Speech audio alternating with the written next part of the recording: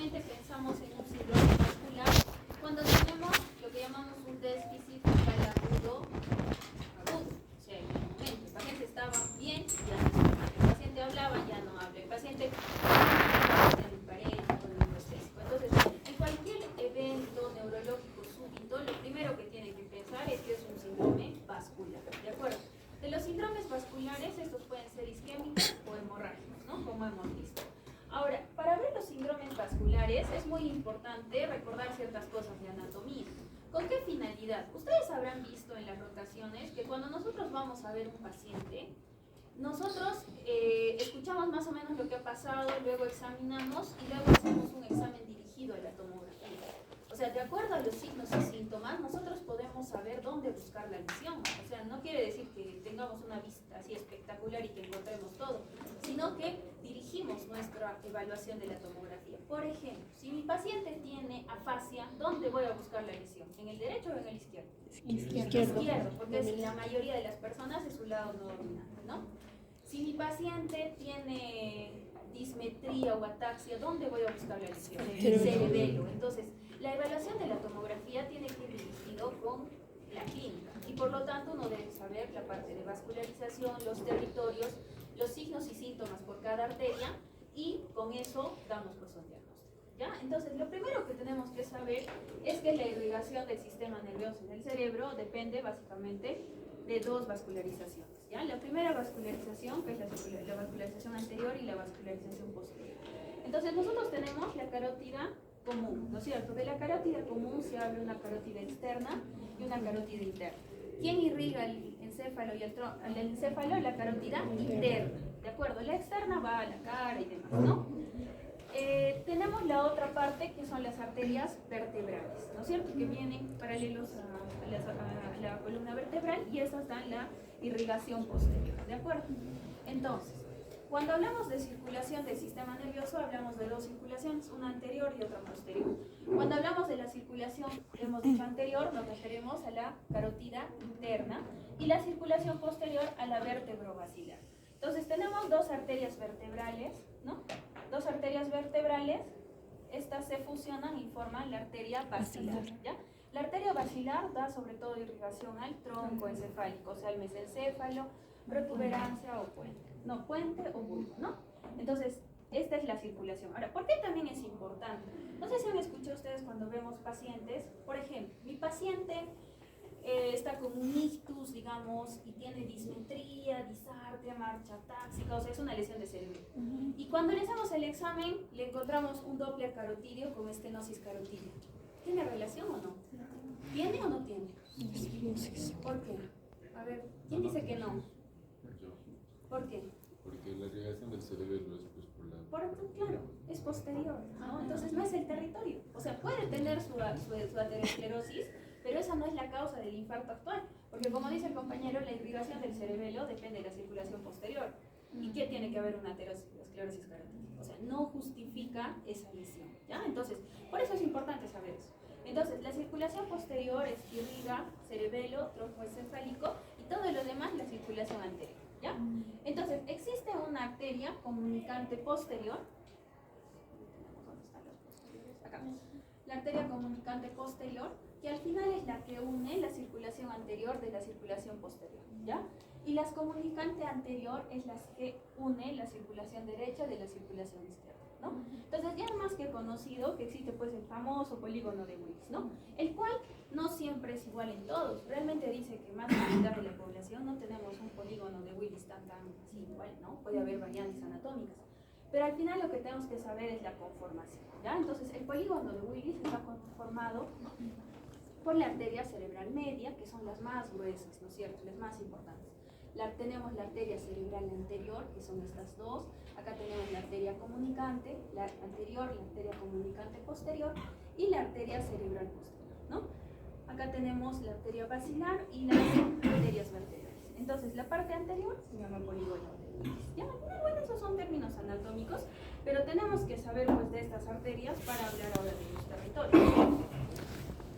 Cuando hablamos de estas arterias, otro punto bien importante que debemos saber, si empezamos de la parte de atrás, es que la arteria, miren acá la arteria basilar, tiene varias ramitas, ¿no?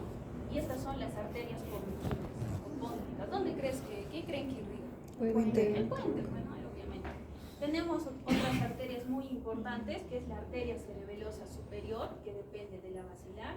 Tenemos la arteria cerebelosa inferoanterior y tenemos la arteria cerebelosa inferoposterior, que es una de las más importantes, la pica, ¿no? La pica y la aita, ¿no es cierto?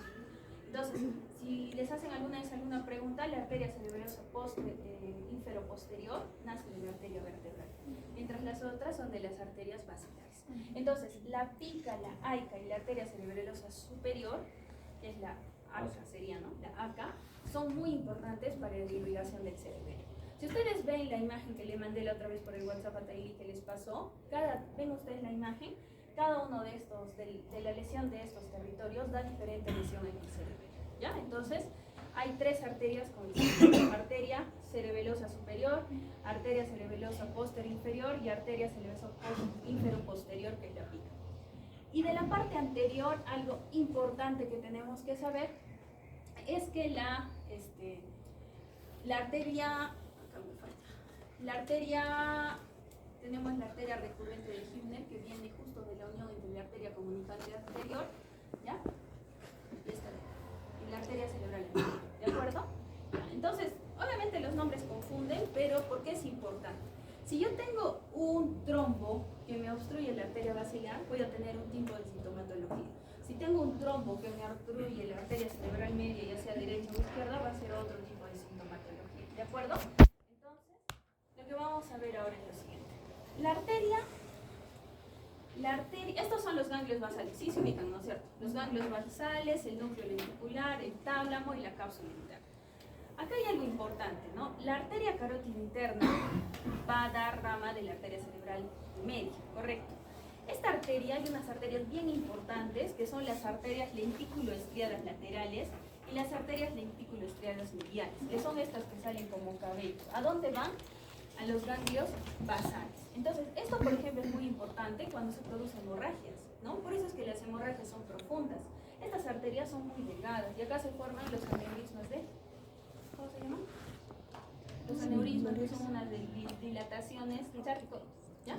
Entonces, eso con la hipertensión se va a ir formando, estas arterias que son muy delgadas se lesionan y sangran, ¿no? Entonces, estas arterias son importantes, arterias lentículo-estriadas, laterales y mediales, ¿sí?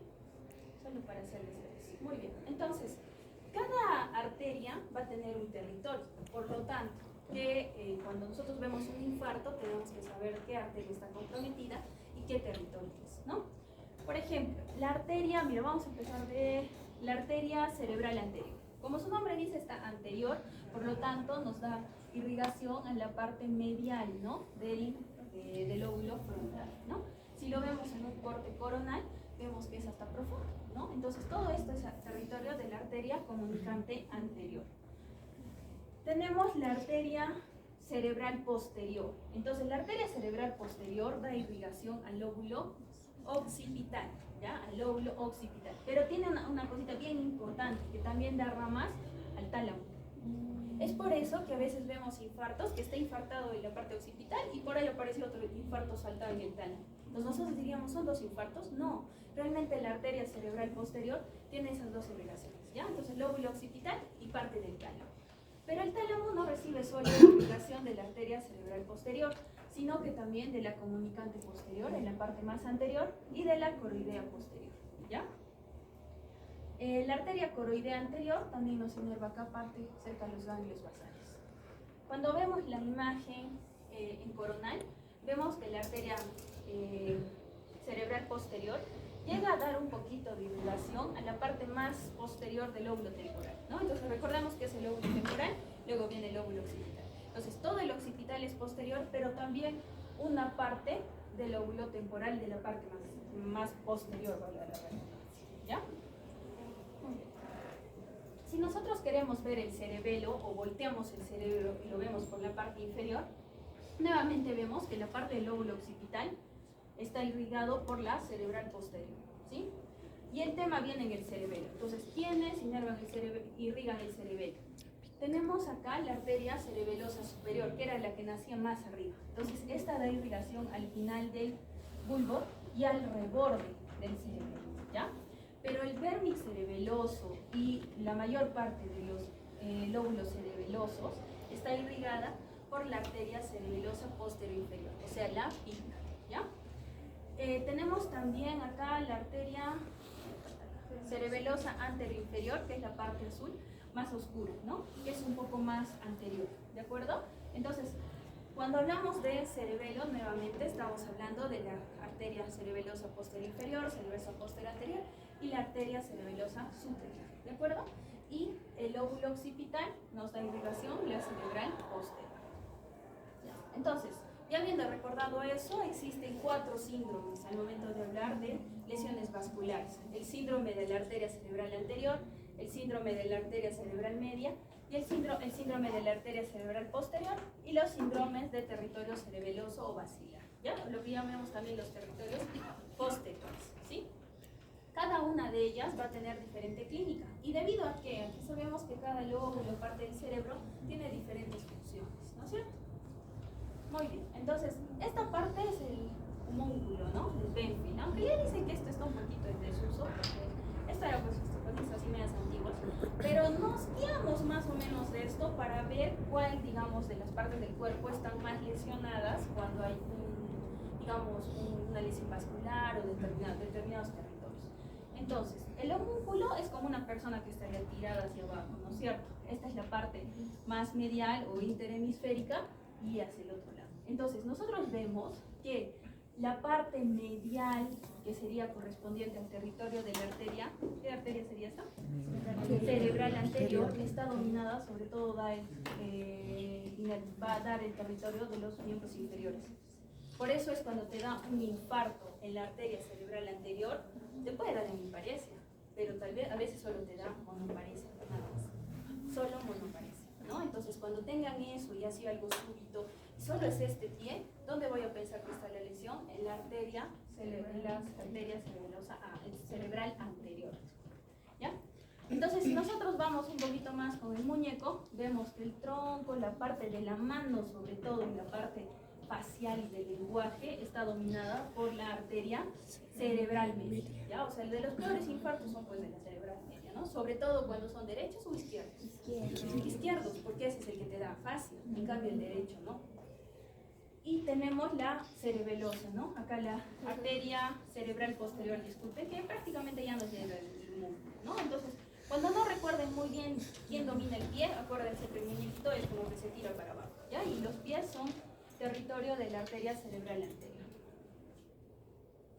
Muy bien. Entonces vamos a ver ahora el síndrome de la arteria cerebral anterior. Aunque estamos diciendo que da más un tema motor del miembro inferior, realmente no solo tiene esa función, pues esta arteria es muy grande. Entonces la arteria cerebral anterior es todo lo que están viendo, ¿no? Entonces empieza por la parte, obviamente es una rama también de la carótida interna, hay una arteria orbitofrontal, hay una arteria pericallosa, tiene que ver con la irrigación del cuerpo calloso. Tenemos una arteria frontopolar, frontal interna anterior, frontal interna media, frontal interna posterior. Tenemos la arteria del surco central, parietal suprainterna, parietal infrainterna y pericallosa, ¿ya? Entonces es una arteria grande, va todo el cuerpo calloso y toda la parte anterior del lóbulo frontal. Cuando se produce un infarto, no siempre pues se produce en la parte inicial de la arteria, puede producirse por acá, obstruirse por acá, por acá, por acá, por lo tanto no siempre en otras palabras se obstruye todo el territorio, ¿sí? Sino puede ser por partes segmentadas. Muy bien. Entonces, esto nos sirve para ver, acá tenemos la arteria cerebral anterior, ¿no? Hemos dicho todas sus ramas, pericallosa y va hasta la parte posterior. Entonces, si ustedes ven, realmente prácticamente toda la parte medial del cerebro está irrigada por esta arteria. Y acá hay una cosa bien importante. Miren, esta es el área motora secundaria. ¿Quién la irriga? La arteria cerebral anterior. Tenemos la corteza motora y tenemos la corteza sensitiva. Entonces, cualquier lesión que llegue a comprometer estas ramas nos puede dar hemiparesias, ¿no? Pero hemos dicho que sobre todo con predominio crural, ¿no? Se dice braquial o crural, ¿de acuerdo? Entonces, estos son los territorios afectados. Ahora, por ejemplo, en la arteria cerebral posterior, digamos, que inerva la parte de la corteza visual, ¿ya? Entonces, cuando tenemos una lesión de la arteria cerebral posterior, no va a haber hemiparesias, lo que hay es cegueras gonianópsis. ¿Sí? Muy bien. Esto está medio borroso, pero la verdad es que la imagen es bien interesante. Acá tenemos el lóbulo frontal, la parte anterior, acá tenemos el lóbulo occipital, ¿no? Y un poquito del temporal. Entonces, todo lo que está de celeste es territorio de la arteria cerebral anterior. Si yo tengo un infarto, o sea, es poco probable, como les dije, que te infartes todo. Generalmente puede ir segmentado de acuerdo a cuál de las ramas. Por lo tanto, puede haber mucha sintomatología, de acuerdo a dónde esté la lesión. Entonces, por ejemplo, si yo tengo un infarto que me cogió justo en la parte de la corteza sensitiva, ¿qué creen que voy a tener? Hipoestesia de la pierna contralateral y sobre todo distal. ¿Por qué? Porque hemos dicho que acá está la corteza sensitiva. Está al revés este cerebro, ¿no? Esta es la corteza sensitiva. Entonces, si yo me lesiono, voy a hacer hipoestesia, pero a predominio crural. Y obviamente tiene que ser contralateral porque es una lesión superior, ¿no? Si por ejemplo yo tengo un infarto que me obstruye justo esta parte donde dañamos la corteza motora frontomedial, tenemos paresia de la pierna contralateral, ¿ya? O sea, puede haber una monoparesia, sobre todo distal, ¿sí? Si digamos, vamos un poquito más adelante, ya estamos por el lóbulo frontal, y me lesiono mi corteza premotora, ¿qué creen que va a haber? Claro, no hay función ejecutiva, hay alteración de la conducta, hay perseverancias, no hay capacidad de juicio, de saber qué es bueno y qué es malo. Entonces, puede haber también apraxia para la marcha, y tanto que les gusta poner apraxia para la marcha. La apraxia para la marcha, chicos, es cuando yo sé, digamos ya inconscientemente, cómo caminar. La apraxia para la marcha es cuando uno pierde esa capacidad y ya no sabe cómo caminar sobre algo que ya lo sabía hacer, ¿ya? Entonces, los pacientes con apraxia son pacientes que intentan dar un paso, no pueden, o sea, eso es una apraxia para la marcha, ¿ya? Entonces, puede haber lesión en la corteza premotora, disculpen. Aquí estamos, aquí estamos, ya, en la corteza premotora, donde va a haber apraxia para la marcha, puede haber reflejos de liberación frontal. Los reflejos de liberación frontal, chicos, es lo mismo a decir reflejos primitivos, ¿ya? ¿Cuáles eran? Pregunta de examen. Succión, prensión y palpatomentoniano. Entonces, esos ya se llaman reflejos de liberación frontal, reflejos primitivos, o muchas veces habrán escuchado y te dicen el paciente está frontalizado, ¿ya? Es lo mismo, ¿de acuerdo? Ahora, ¿qué pasa si me da el infarto justo en el giro frontal superomedial? Puede haber incontinencia urinaria y disautonomías. Si tengo un infarto en el cíngulo, va a tener amnesia, porque el cíngulo es parte de lo que llamamos el circuito de Papez que vimos en el tema de memoria. Muy bien, si tengo un infarto en el área subcallosa, superomentoniana, ya en la parte más prefrontal, vamos a hablar de los síndromes prefrontales, abulia, apatía, problemas para poder discernir entre lo bueno y lo malo y demás, ¿no? Por eso nos dice que hay abulia, puede haber desconcentración, perseveración. Muy bien, si me lesiono el cuerpo calloso, porque recuerden que la arteria pericallosa también depende de esta arteria, va a haber una desconexión interhemisférica. Eso sí es muy grave, ¿no? ¿De acuerdo? Entonces, al final y al cabo, cuando tenemos una lesión que compromete la arteria cerebral anterior, puede haber hipoestesia o puede haber disminución de fuerza, pero a predominio crura. Puede haber problemas sensitivos, motores, como estamos diciendo, puede haber problemas de apraxia para la marcha, y si te lesionamos la parte prefrontal, síndromes prefrontales, ¿no? El otro día hemos visto, ¿con quién hemos visto? El chico con síndrome prefrontal en la práctica. ¿Recuerdan al que le decía que le cayó un árbol y desde ese día? Sí, debes que tuvo un accidente y le cayó un árbol. No fue un infarto, pero tuvo una hemorragia. Entonces el señor justo se lesionó su prefrontal y ahora ya es una persona que no puede discernir entre lo bueno y lo malo. Ya no quiere a su hijita. Su hijita era, digamos, su engreída, ¿no? Ya no la quiere, la maltrata, le trata mal, no difiere, ¿no? Dice que el otro día salió a la calle y lo pegó a un señor, o sea, ya es una secuela, ¿ya? Entonces, lesiones en la parte prefrontal, no se olviden que nos altera la función ejecutiva y la conducta. Muy bien, entonces eso es el síndrome de la arteria cerebral anterior. Ahora vamos a ver el síndrome de la arteria cerebral media, que es, digamos, de las más famosas, ¿no?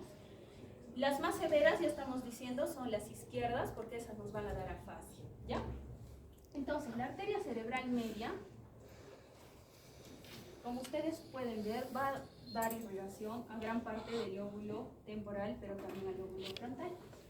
Entonces, este es un corte coronal. Si ustedes pueden ver, la arteria cerebral media, es esta de acá, tiene estas ramas que se llamaban las arterias lenticulo-estriadas, mediales o laterales. Son muy importantes porque son las que afectan, son las que dan irrigación a los ganglios basales.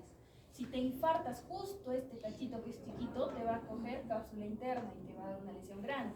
Si para tu mala suerte sangra, peor, ¿ya? Entonces, estas son una de las principales zonas donde hay más lesiones. Pueden ser infartos muy chiquitos o sangrados muy chiquitos, pero dan mucha sintomatología. ¿Por qué? Porque está la cápsula interna. ¿Por qué brazo pasaba la vía piramidal? Posterior.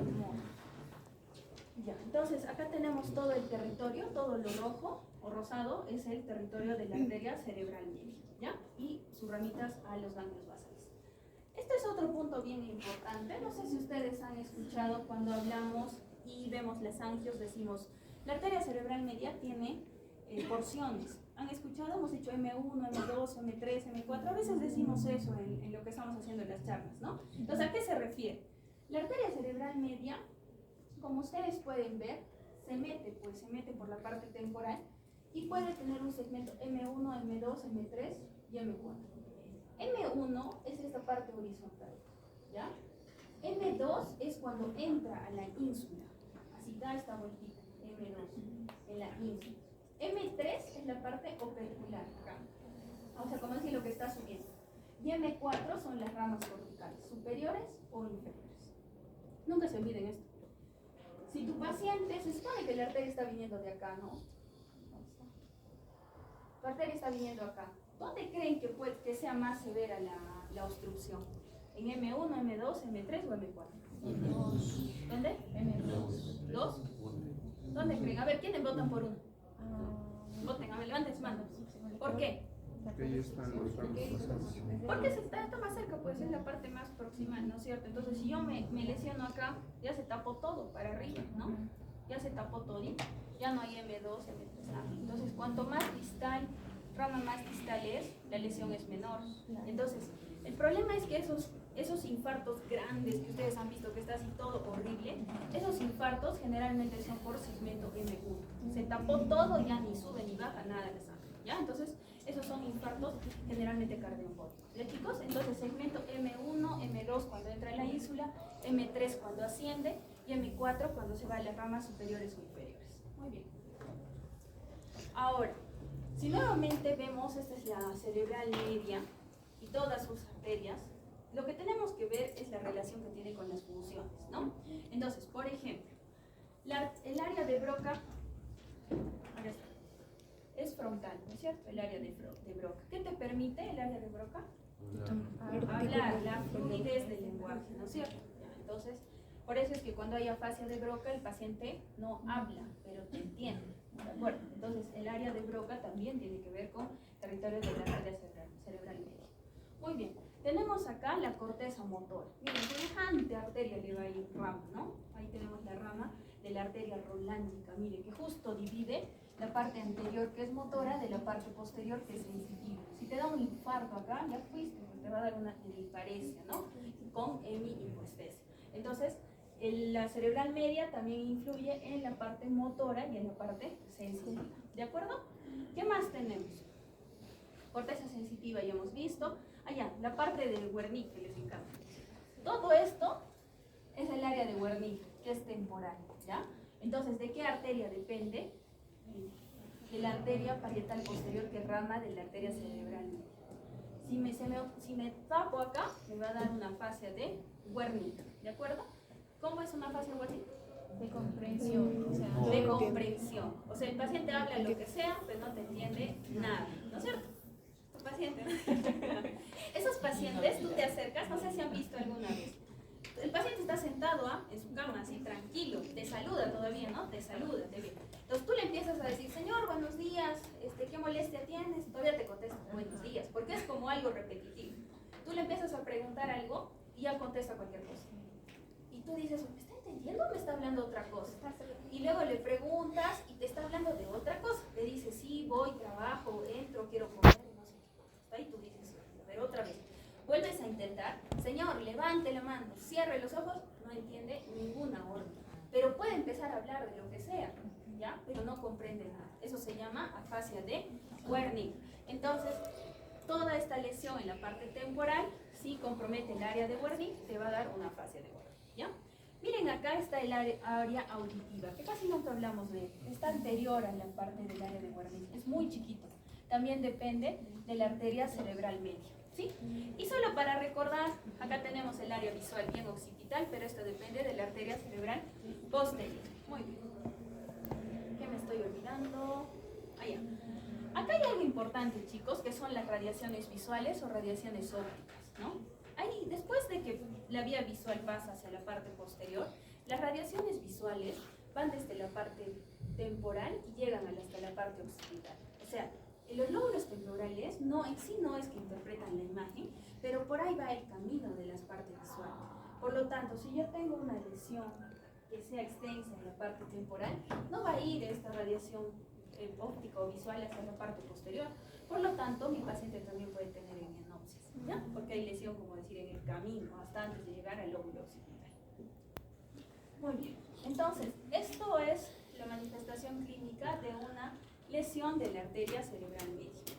¿Qué pasa si tuve una lesión, pero en la parte, en la división superior de la arteria cerebral media? Lo que voy a tener es hemiparesia facio-braquial contralateral, o sea, con compromiso de la mano. ¿De acuerdo? Entonces, recuerden que todo esto es la cerebral, todito esto. Pero si justo me agarré la parte superior, o sea, sería como un M3 tal vez, voy a tener hemiparesia facio-braquial contralateral. Y puedo tener afasia de Broca si me lesiono el lado dominante, o sea, en la parte izquierda. ¿Sí? ¿Comprendido? ¿No es cierto? Comprendido. Muy bien, esto solo es arriba. Si mi parecia, si mi debilidad es en miembro inferior, ¿qué arteria era? Cerebral anterior. Pero ¿qué pasa si ya también se me obstruye la división que va para abajo, ¿no? Si se me obstruye ya también acá la división que va para abajo, la clínica es diferente, porque ya también nos vamos a lesionar un poquito más la parte temporal. Entonces, estos pacientes ya no van a tener una hemiparesia, sino lo que van a tener es hemianopsia homónima contralateral. ¿Por qué motivo? Porque estamos diciendo que las radiaciones ópticas van por el lóbulo temporal, ¿sí? ¿Qué más va a haber? Afasia de Wernicke. ¿Por qué? Porque se va a lesionar parte del lóbulo temporal, pero tendría que ser del lado izquierdo, ¿no es cierto? Si es el derecho, no pasa nada con el lenguaje. Muy bien. Y va a haber hemipuestesia contralateral también, ¿ya? Entonces, esto es la sintomatología de la división de la, o sea, si hay una obstrucción de la división inferior de la arteria cerebral media. Muy bien. ¿Y qué pasa si tengo una obstrucción central de la rama central de la arteria cerebral media? O sea, estamos acá, ¿ya? Lo que hemos dicho es división superior, división inferior. ¿Qué pasa si se tapa acá en el segmento M1? Eso es lo más catastrófico, ¿no? ¿Qué pasa en el tema de ACVs? Es un infarto grande, ¿no? Todo, miren, todo se ha lesionado la parte frontal, parietal, temporal, ¿no? Son esos infartos que vemos unas manchas así gigantes, ¿no? Eso es un infarto maligno. Entonces, la oclusión de la rama principal o del segmento M1 nos va a dar una hemiparesia facio-brachioclural, ¿ya? O sea, todo el cuerpo. Obviamente, facio-brachioclural y nos va a dar afasia. Afasia de las severas, ¿ah? Porque te va a agarrar área de Broca y área de Wernicke. O sea, es una afasia generalmente global, ¿ya? Entonces, esto es lo peor que puede suceder, ¿de acuerdo? Muy bien. Ya. Entonces, ahora vamos a ver el síndrome de la arteria cerebral posterior. La arteria cerebral posterior hemos dicho que irriga el lóbulo occipital y que este está muy asociado al tema visual. La arteria cerebral posterior obviamente también tiene muchas ramas. Tenemos la arteria temporal posterior, temporal anterior, las arterias calcarinas, que son las más importantes con el área visual, ¿sí? Entonces, si nosotros vemos, esta es la vista inferior, o sea, como si están viendo debajo del cerebro, y nos muestra todas las ramas de la arteria cerebral posterior. ¿Qué estructura es esta? Mesencéfalo, ¿no? Porque aparecen las orejas de Mickey Mouse, ¿no es cierto? Es el mesencéfalo. Entonces, miren, acá viene la arteria cerebral posterior. Tiene un segmento P1, P2 y P3. P1, P2A y P2P. Más que se aprendan los segmentos, lo que tienen que saber es lo que irriga. ¿ya? Para saber qué lesiones va a generar. Por ejemplo, tenemos parte de las arterias tálamo perforantes. Esto es importante, chicos, ¿ah?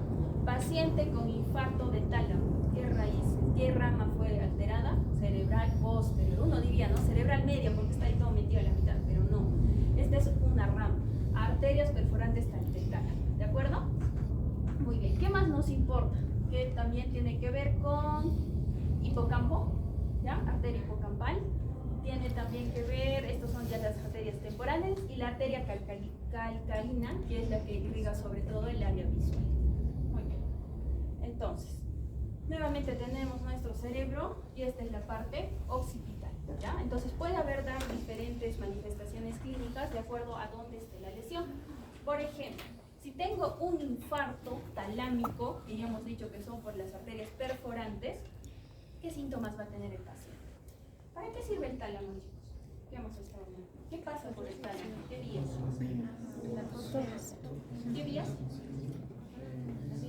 Vías sensitivas. Entonces, si se lesiona mi tálamo, obviamente voy a tener problemas en la sensibilidad, ¿no? Eso es lo primero que se me tiene que ocurrir. Entonces, el paciente puede hacer dos situaciones. La primera es que haya una pérdida completa sensorial, una hemihipoestesia contralateral, pero te va a agarrar prácticamente todas las vías, ¿no? Todos los tipos de sensibilidad, porque el tálamo es como si fuera un peaje donde pasa todo, ¿no? Entonces, eso es lo primero.